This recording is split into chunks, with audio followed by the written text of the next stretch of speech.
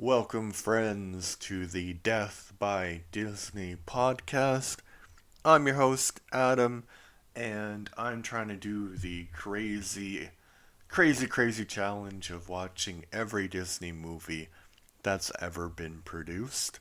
And the movie that I'm going to talk about today is called The Story of Robin Hood from 1952.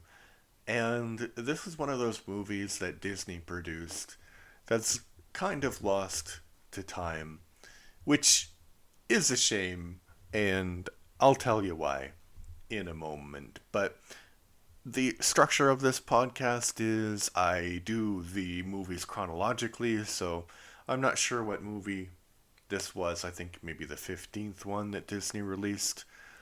And the other thing, I give you a little bit of a synopsis of the film, some trivia, my opinion, and then a negative review and a positive review.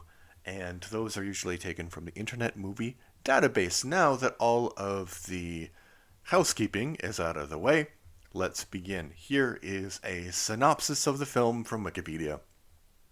The story of Robin Hood is a 1952 action adventure film produced by RKO Walt Disney British Productions based on the Robin Hood legend, made in Technicolor and filmed in Buckinghamshire, England. Yes, Robin Hood. It's all about Robin Hood. And this is not the animated one. That's from 1973, so I'll watch that far in the future. So here is a little bit of trivia about the film. And both of these bits of trivia are from the Internet Movie Database. Unusual for many of the Robin Hood movies, some scenes were actually filmed in the real Sherwood Forest. And that's kind of crazy, right? Because if you know anything about the Robin Hood legend, if you don't, that's crazy. But if you don't know, so Robin Hood was this guy who basically robbed from the rich and he gave to the poor, and he was a nobleman, so he was fighting for the king, who was off being on the Crusades or something, and yeah, Richard the Third, I guess, Richard the Lionhearted. I don't remember which Richard, and I don't know if that's in all of the stories or if I'm confusing the Prince of Thieves with the other things. I really don't know. So the next bit of trivia is this was Disney's first take on the Robin Hood legend, which was made with British funds that had been frozen during World War II. So there were. I wanted to say like that was the main driving force behind a lot of these live action films in the 1950s, but I think there was an equal amount of these British films that were made and non-British films. Like So Dear to My Heart, of course, is not a British film, but Treasure Island definitely was a British film, and this one too. And I think there's going to be a few more because the British had this really great idea, which was you as a foreign American production can come to Great Britain, the United Kingdom, and you can you can you can sell your movies and people can come and watch them and you can make a lot of money, but we're going to take some of that money and we're going to make you use that money. We'll give it back, but you have to use that money to have British productions. And so they did it with Treasure Island, this one, The Story of Robin Hood, and I think there's one called The Sword and the Rose, which we'll talk about in a few weeks. So it's a pretty interesting strategy. And I wonder how diverse from the beginning Walt Disney would be with all of these things if, if India made them do that or Pakistan or something like that. Might have been a completely different world. But then Disney took all of these very sort of generic stories like Treasure Island.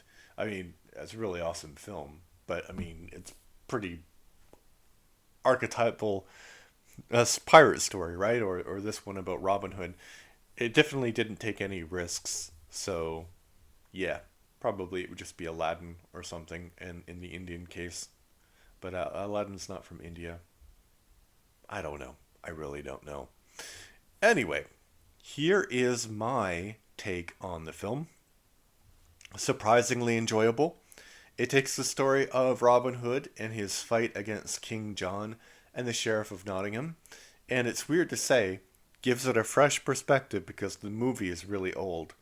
I liked that there were a couple of interesting special effects. I like also that the evil characters are definitely evil, but they have their motivations, and their motivations are pretty clear. The actor who was playing Robin Hood, Richard Todd, had a lot of charisma.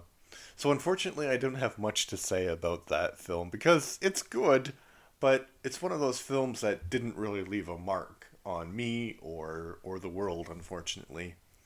And I mentioned in the beginning that I like to do one negative review from the internet database and one positive review because those are both, both edges of the spectrum are kind of interesting to talk about.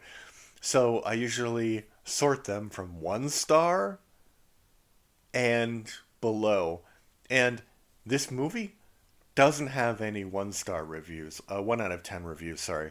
Doesn't have any 2 out of 10 reviews. Doesn't have any 3 out of 10 reviews. Doesn't have any 4 out of 10 reviews. Doesn't have any 5 out of 10 reviews. Has 1 or 2 6 out of 10 reviews. So basically, everybody who watched this movie kind of liked it, which I understand. So here is 6 out of 10. Good old adventure from Tweety Nader, 18 January 2023. Not the best movie adaptation of the adventures of Robin Hood, but easily better than that terrible, disastrous piece made in 2018, directed by Otto Bathurst, and some peculiar cheap Italian works I thankfully just remember dimly. What we get is the eye balm called Technicolor, a lot of fun and witty scenes, and a lot of swashbuckling, and some skillful archery and romance, of course. I watched the story of Robin Hood and his merry men a couple of times and was never bored. What else? Cast and production are pro, and no doubt, the adventures of Robin Hood starring Errol Flynn is the better one, but this will do any time. So, I don't have anything much to say about that, but unfortunately I haven't watched the one with Errol Flynn that he mentions. I think I should probably do a separate podcast about watching all of these great films that I haven't gotten around to, but I had you know, I wanted to do something crazy, like watch all of the Disney films, and I get stuck watching some really bad movies, some racist movies, and this one. Yeah. So the positive review is almost as good as The Adventures of Robin Hood. Again, from Loza 18, October 2005. This is a later version of Robin Hood made a decade and a half after The Adventures of Robin Hood. It follows the Disney formula of using good actors rather than well-known stars, and a terrific attention to detail. This film does not take as many liberties with known histories as does The Adventures. If you are an expert historian, you can find faults, but they are kept to a minimum. In many places, this film is as good as, and sometimes surpasses, The Adventures, but it lacks Michael Curtis's touch, and sorry to say, Richard Todd is no match for Errol Flynn. People really like that movie that I haven't seen, so I can't really talk about it. So that is all for today. I'm going to leave you with a preview of what we're going to talk about next week. We're going to talk about. Oh no! Oh no! Oh no! It's going to be Peter Pan. Yeah, that classic movie, Peter Pan. I will actually. I was going to leave with that, but so next week we're talking about Peter Pan. But I was at work and I was having a conversation, as you do, via Teams, with one of my coworkers, work friend, I'd say. And I don't know what she said. She put like a GIF